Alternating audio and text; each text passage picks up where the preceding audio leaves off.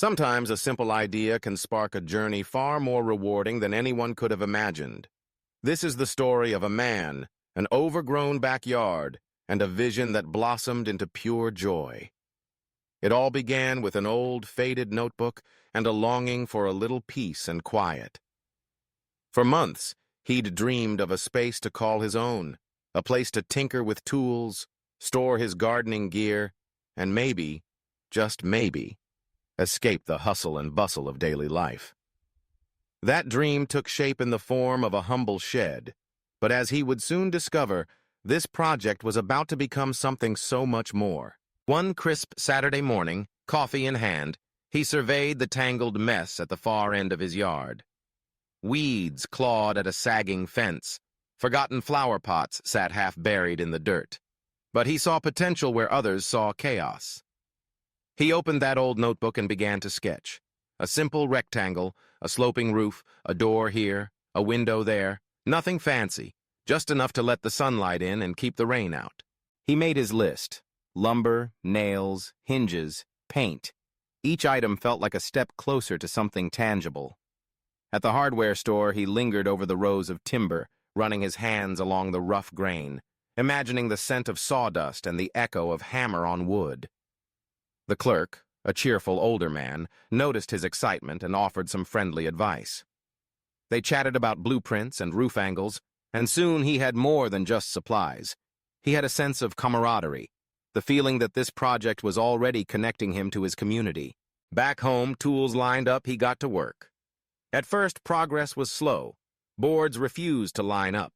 The measuring tape seemed to play tricks, but with each setback, he learned a little more.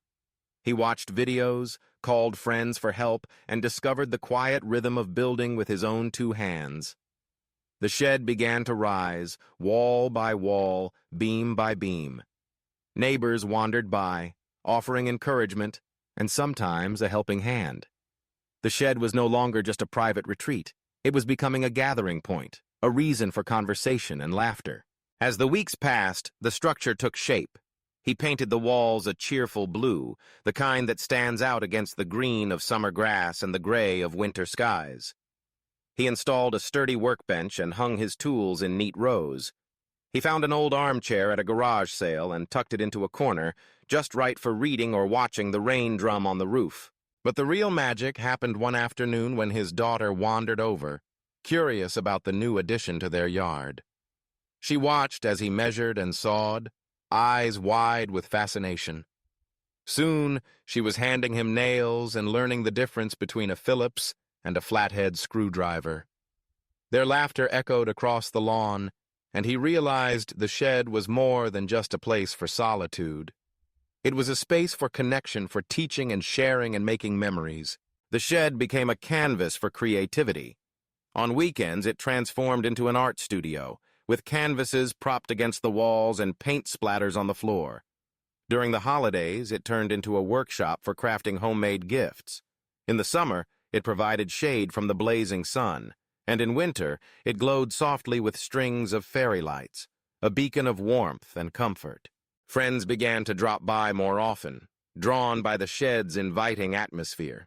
They brought stories, snacks, and sometimes their own projects. There were evenings filled with music, as someone strummed a guitar while others joined in song.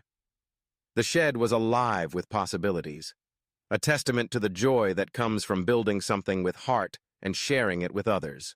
Even the setbacks became part of the story. When a storm battered the roof, he learned how to patch leaks and reinforce beams. When a stubborn door refused to close, he enlisted a neighbor's expertise and spent a morning laughing over their shared stubbornness. With every challenge, the shed grew stronger, and so did the bonds it fostered.